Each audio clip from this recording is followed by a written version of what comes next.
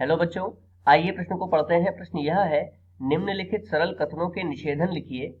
और एक सरल कथन दिया हुआ है, संख्या 17 एक अभाज्य संख्या है।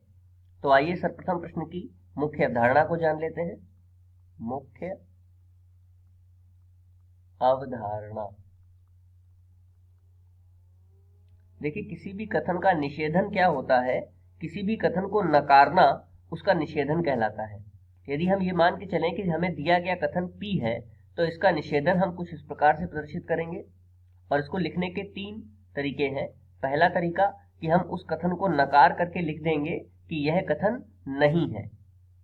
नहीं है के रूप में इसको लिखा जा सकता है।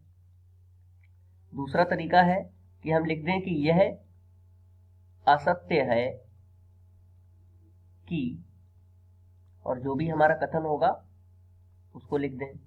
और तीसरा तरीका यह है कि हम लिखें यह वस्तु स्थिति नहीं है कि, और फिर जो हमारा कथन होगा उसको हम लिख सकते हैं।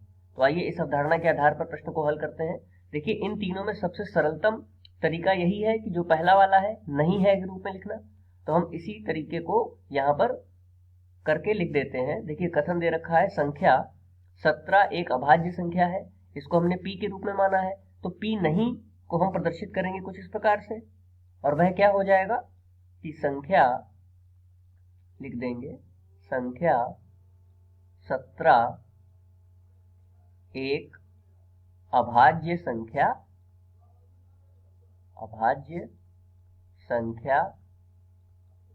नहीं है।